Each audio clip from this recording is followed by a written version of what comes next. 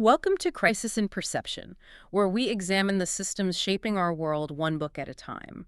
Today, we're embarking on a massive and I think really necessary deep dive. The book is Brian Cox and Andrew Cohen's extraordinary work, Human Universe. It's a fantastic piece of work. Yeah. And if you see the BBC series it's based on, you'll know what to expect. Exactly. This isn't just a science book, is it? It's more like a profound celebration of our species. It absolutely is. And it's delivered entirely in the language of science astrophysics, particle physics, which can feel cold, but here it's exhilarating. It really is. It tracks our improbable 4 billion year ascent from the most basic elements. I love how they put it, from dust to paragon of animals. And that framing right there, dust to paragon, it immediately gets to the heart of it. It forces you to confront the core systemic question of the whole book. Which is? How does our significance, our perceived significance, radically transform and, in their view, actually become enhanced when we stop looking at ourselves just here on Earth? And instead look through the terrifying lens of cosmic scale. And vast evolutionary time. The tension is just. Yeah. It's palpable in every single chapter. It truly is. On one hand, the book just relentlessly demonstrates our physical insignificance. I mean, it's almost brutal. It is. We are quite literally particles of dust, a clump of atoms on one minor planet, orbiting a middling star. In a minor galaxy. And there are, maybe 2 trillion galaxies out there? And at least it far, far outstrips the number of people who have ever lived. We're just not important, physically. But then you flip that coin. And that's the other side of it. Despite that physical oblivion, we're presented as something uniquely, intellectually significant. An isolated island of meaning. Exactly. In a cosmos that appears fundamentally to be teleologically meaningless. Meaning it has no inherent purpose, no grand design for us. None that we can see. Yeah. We are, in a very real sense, the mechanism by which the universe begins to understand itself. And that duality and that tension between being physically tiny and intellectually enormous, that's what makes this so relevant right now. Especially now, we live in this era of just immense technological power. Right. Thanks to the very science we're talking about, we now have this comprehensive knowledge of huge long-term risks. Existential risks. Thermonuclear war, climate change, biorisk. Or even just the brute force risk of an asteroid impact. We know the equations. We see it coming. And the paradox is just agonizing, isn't it? We have the intellectual capacity, this explosion of knowledge from science, to understand these global risks. We can model them decades out, centuries even. And yet, so often, our collective action just displays what the authors call pathological short-sightedness. And primitive destructive urges. I think their summary was a universal tendency toward inbuilt and unavoidable stupidity. It's a stark phrase, but it gets at the problem. We have the knowledge of what could end 4 billion years of evolution, but we seem structurally incapable of acting together to stop it. So that's our mission for this deep dive. We're going to use this book as a kind of scaffold to analyze those structural mechanisms. Right, to pull apart the systems that had to align for intelligence to even emerge in the first place. And then look at what is structurally required to sustain it against all these risks, both self-inflicted and cosmic. So we're focusing exclusively on the systems of knowledge, perception, and survival. Exactly. So let's ground ourselves in the source material. The authors first.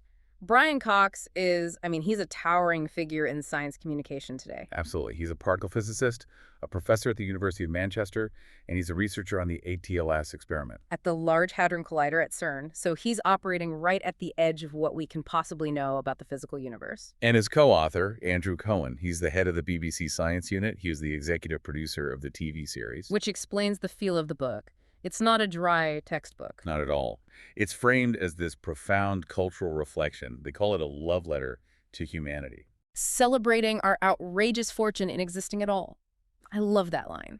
And the structure of their argument is all built on evidence. The primary proof they offer for human magnificence isn't, moral or spiritual. It's scientific. It's the sheer rapid exponentiation of knowledge, the speed of it. Think about the time scale. 2 million years ago, our ancestors were basically ape men. Tool users, sure, but limited. And now we're spacemen. We are manipulating the edges of our own solar system and looking back to the very first moments of the universe. That jump is their central story. But as they stress constantly, that glorious intellectual ascent is completely inseparable from a humbling historical context. The physical demotion. The physical demotion. Yeah. For millennia, we were at the physical and spiritual center of creation.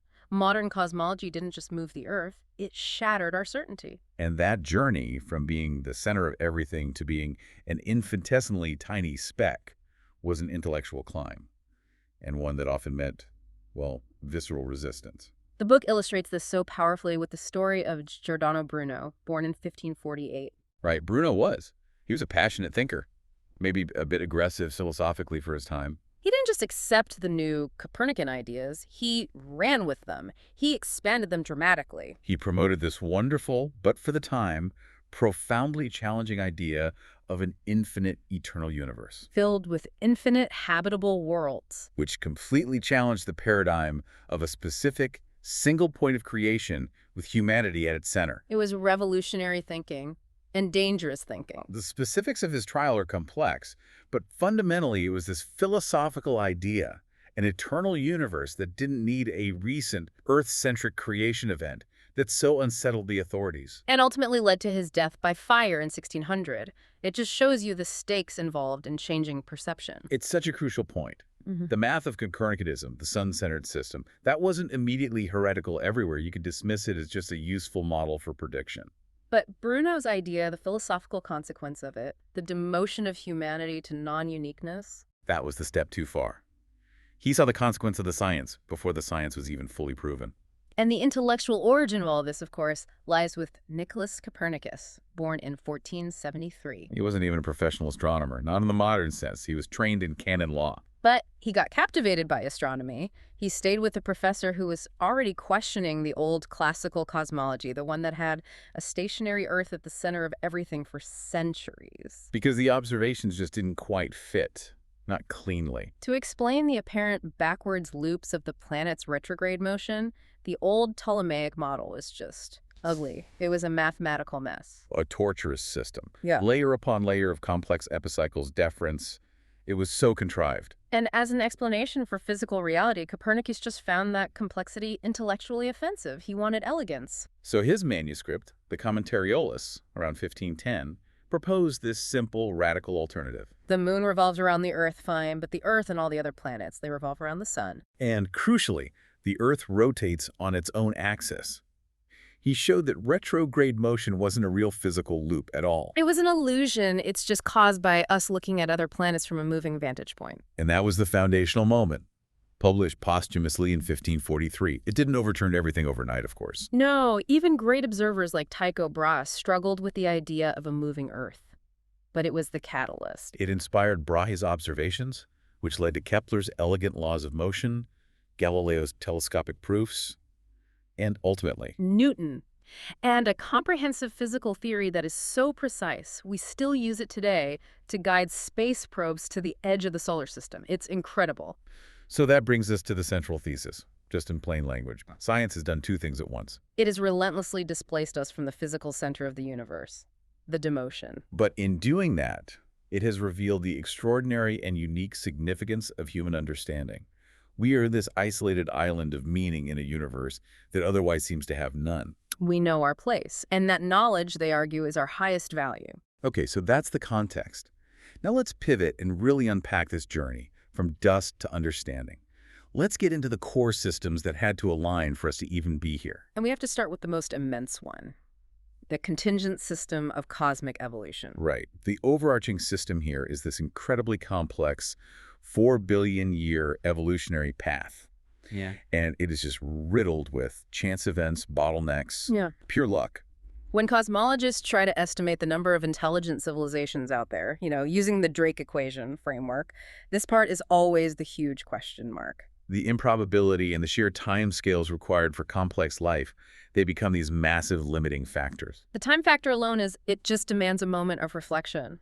The book stresses that it took over 3 billion years on Earth just for complex multicellular organisms to show up in any significant way. We're talking about the Cambrian explosion, about 550 million years ago. And 3 billion years is a huge fraction of the entire age of the universe, which is only about 13.8 billion years old. So the implication for the rest of the galaxy is pretty stark. If it took that long here, under ideal conditions, then stars with lifetimes much shorter than, say, 10 billion years are probably not going to have planets with intelligent life. life might be common, sure, but the path to complexity is exceptionally long and slow. And that's even assuming you get the perfect conditions. Then you have to layer on the evolutionary bottlenecks. These are the specific, seemingly accidental biological innovations that were necessary for the kind of complexity that leads to intelligence. And the book highlights two that are absolutely crucial. The first one is oxygenic photosynthesis. Right. Before this innovation, life was really limited by the energy it could get from anaerobic systems. Oxygenic photosynthesis created the free oxygen in our atmosphere, the very air we're breathing now.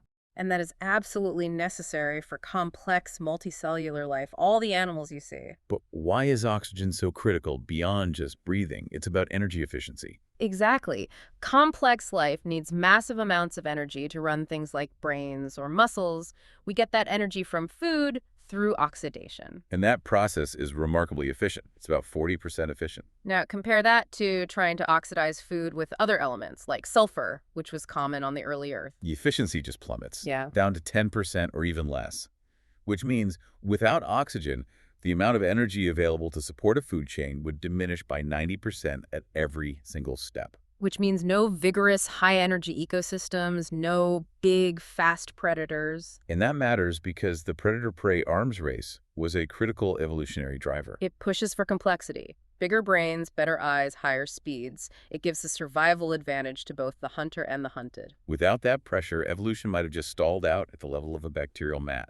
Slime. And then there's the second innovation, which is maybe even more random and accidental, the eukaryotic cell. The authors call this the fateful encounter. Happened Yeah. about 2 billion years ago. Yeah. And it's just an incredible story. You have one simple, single-celled organism, a prokaryote, that envelops another one. A massive symbiotic merger.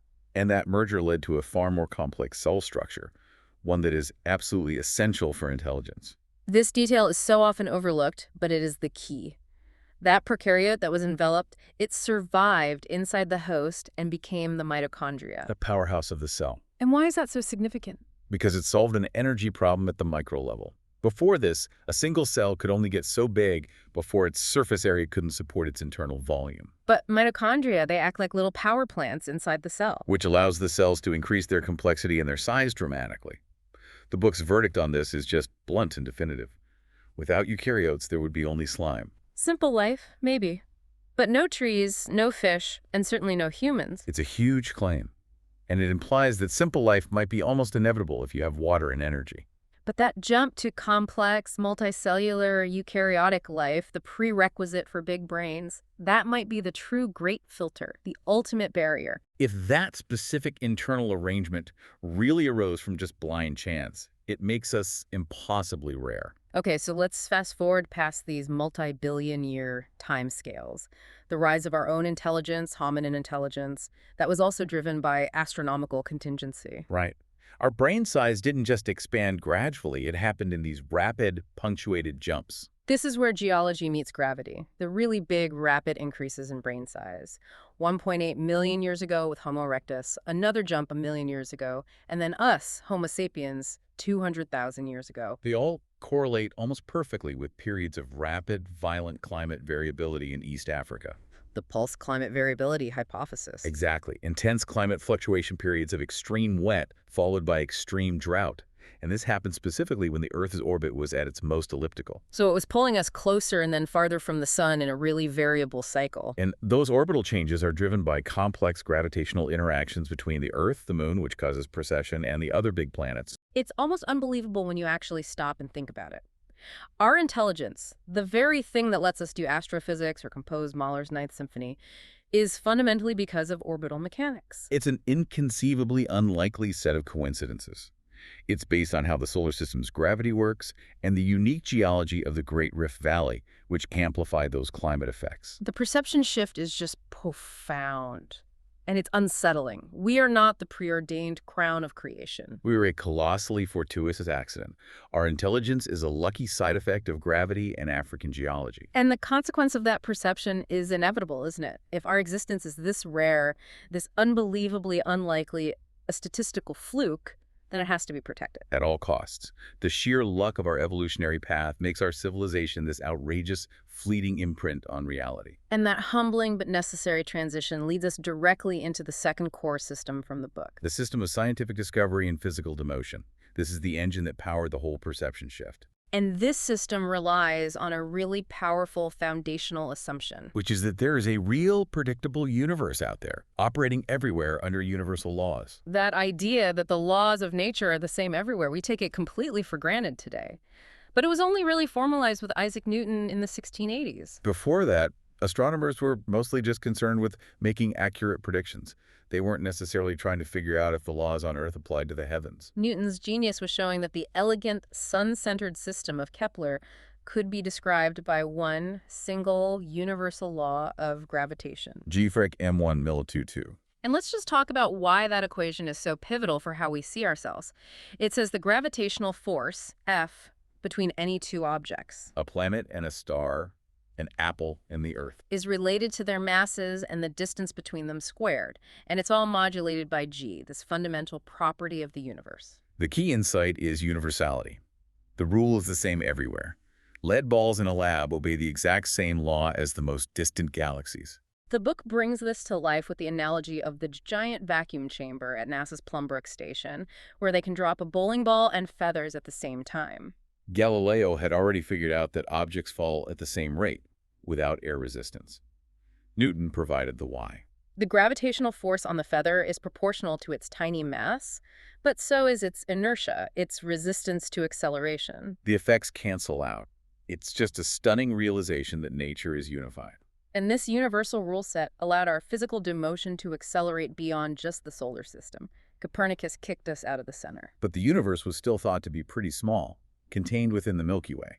The next big blow to our centrality came centuries later, when we finally measured the sheer scale of our own galaxy. And this required the work of Henrietta Leavitt, who was a human computer at the Harvard College Observatory. She discovered that a specific type of star, the Cepheid variable, had this amazing property. The time it took to pulse from bright to dim was directly related to its true intrinsic brightness. And that was the cosmic measuring stick they needed. Right. Before this, you could only guess at relative distances. But once you know how bright a star should be, you can compare that to how bright it appears. And the difference tells you the distance. It's the inverse square law. So using Leavitt's law, Harlow Shapley was able to measure the size and shape of the Milky Way.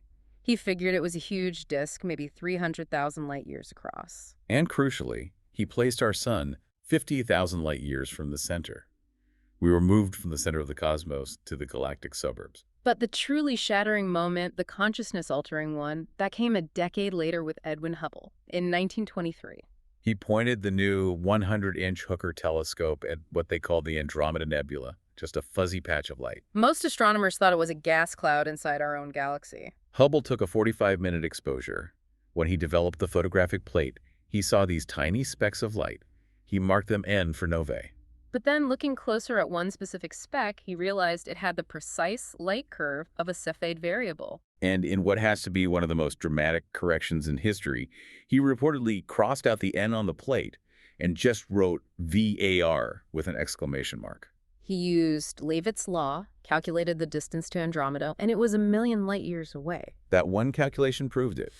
Andromeda was not a cloud in our galaxy. It was a separate, enormous island universe. Our galaxy was just one among billions. The universe expanded instantaneously in that single observation. And that discovery was followed by his recession law in 1929, showing that all the other galaxies are rushing away from us. The universe is expanding. And this whole concept is founded on the most beautiful piece of physics ever developed, I think, Einstein's general relativity from 1915. It predicted a dynamic universe, either expanding or contracting. It was Georges Lemaitre, a Belgian priest and physicist, who applied it to the beginning of time.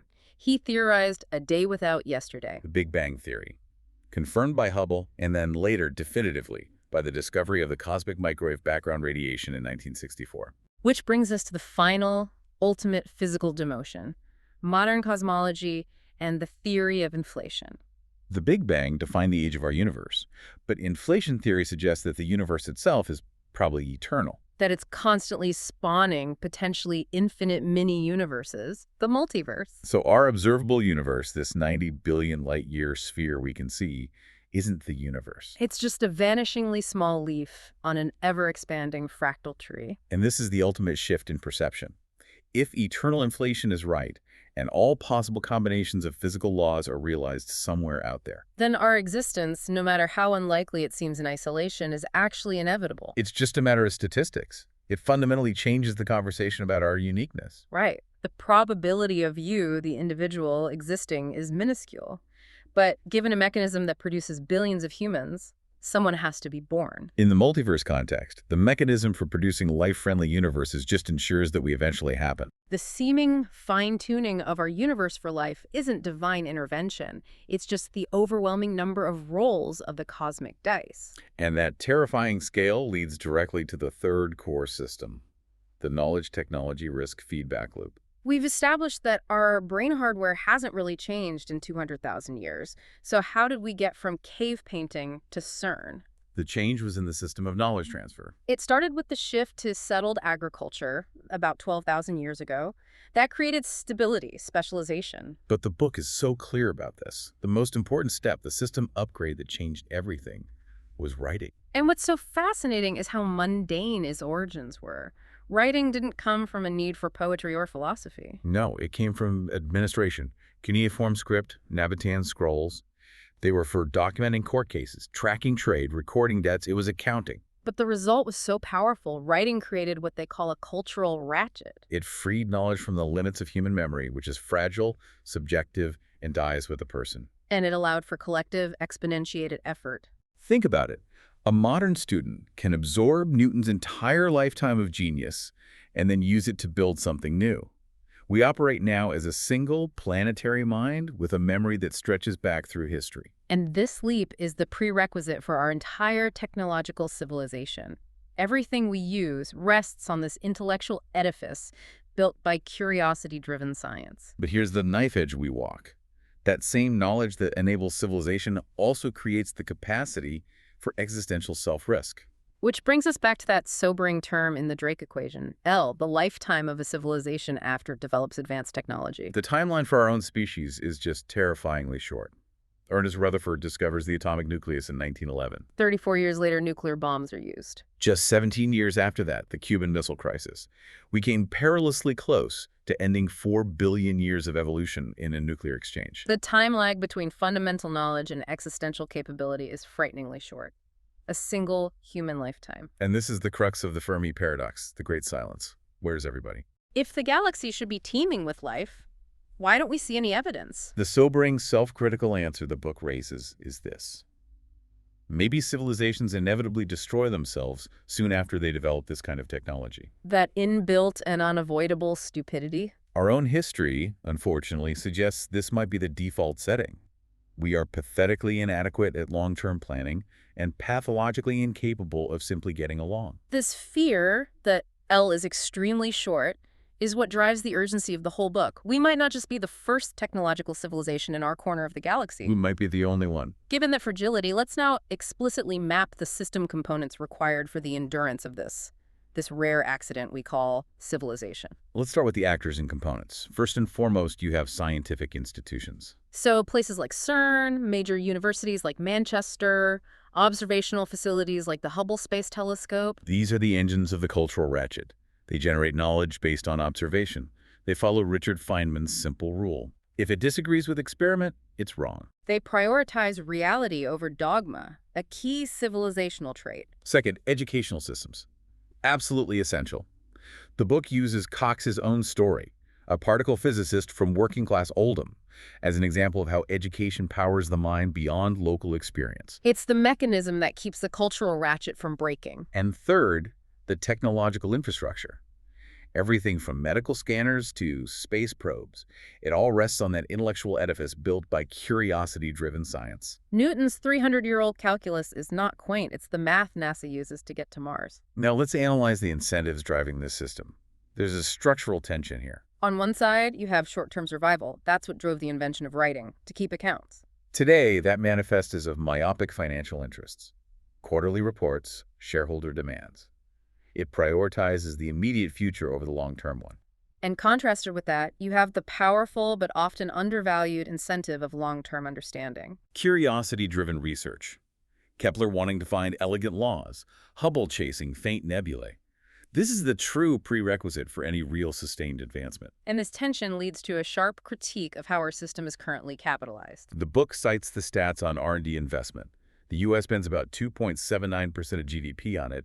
The UK, 1.72%. And the estimated return on that spending is staggering, something like 40-to-1 over time. And yet funding for curiosity-driven foundational research is chronically low. It's a structural failure, driven by those myopic short-term incentives. The book highlights this absurdity by comparing spending on critical survival projects like asteroid defense to a single athlete's salary. It's a profound flaw in the system of incentives. We prioritize immediate local entertainment over species-wide existential security. And this clash is reflected in the two competing narratives about humanity that the book tries to reconcile. First, the narrative of human insignificance. We are particles of dust.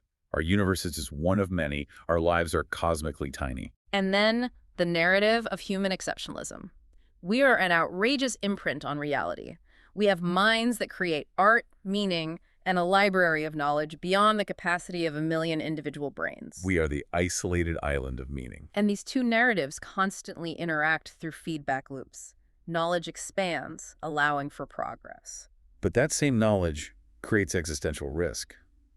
The physics of clean fusion energy is the same physics that gave us the atom bomb. Progress and peril are structurally intertwined. So the core challenge isn't just to get more knowledge, it's to maintain these complex social and educational systems over extremely long timescales. Which requires the collective goal of survival to override our personal prejudices and imagined local differences. Things like nationalism, political dogma, things that are utterly irrelevant and meaningless on a galactic scale. So moving to the present-day implications, the book really stresses the absolute necessity of scientific literacy and rationality. The authors are fundamentally optimistic about human nature. They believe that if you give people the right education and accurate information, they will make rational choices. Choices oriented towards long-term survival. The fusion power example illustrates this perfectly.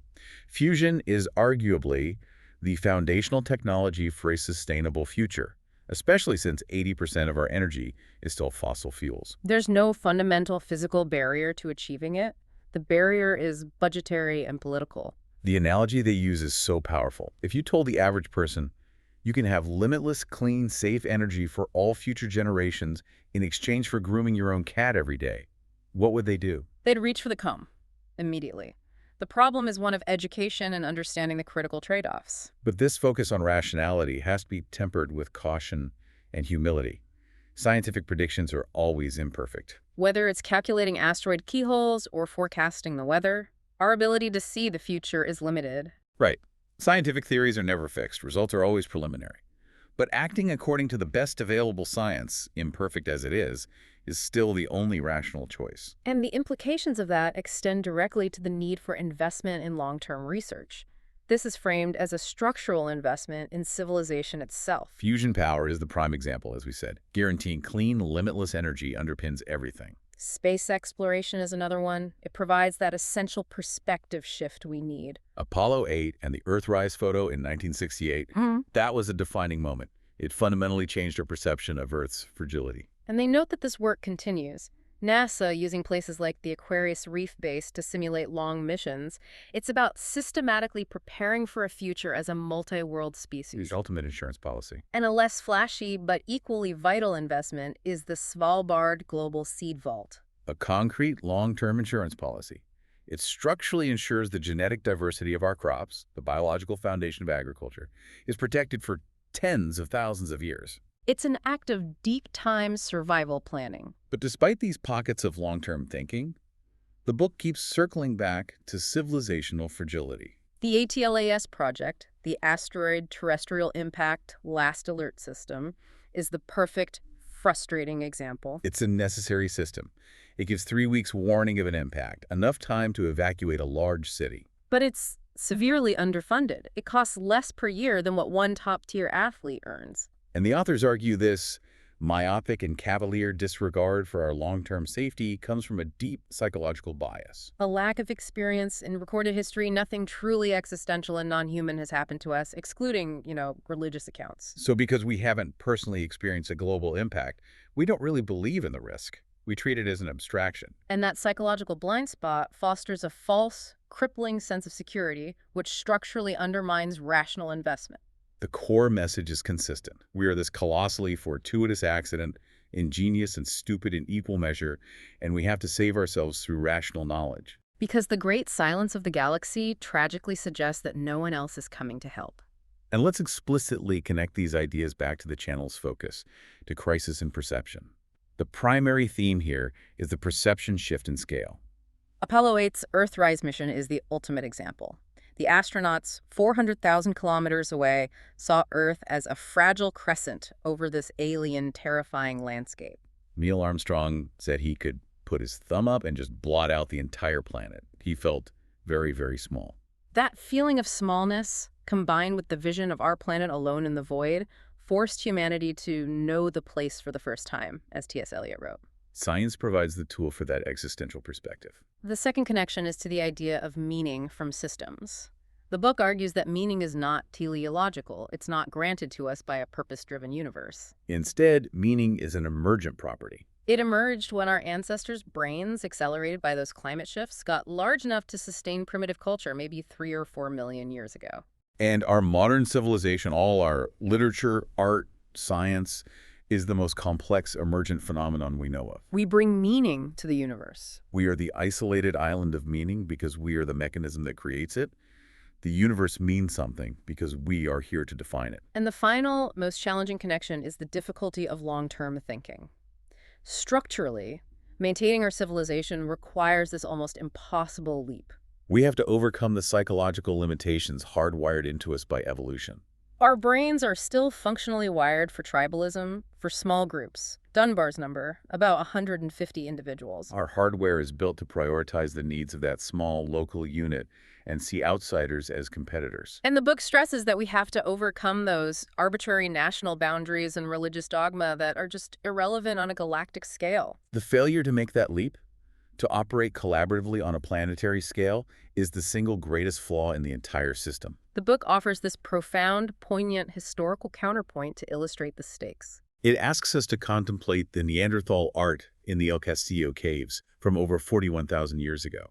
It stands as this moving record of a different ascent, one that was cut short. That contemplation of an ending, it underscores our own terrifying fragility.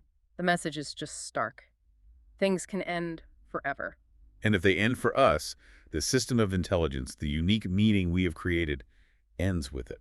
So to conclude, let's just reflect on the magnificent paradox that Cox and Cohen present. We are physically nothing of consequence, just transient collections of up quarks, down quarks, and electrons. Our existence is temporary. And yet, simultaneously, we are the most magnificent ascent from dust known anywhere. Our existence, given the odds, is a ridiculous affront to common sense. And the key to transcending our built-in stupidity and securing our future is knowledge. The cultural ratchet, that library of knowledge enabled by writing and science, is the ultimate survival system. Which makes education the most important structural investment we can possibly make, to nurture future generations who can make better collective decisions about our fragility. And finally, to remember that meaning is constructed, not granted.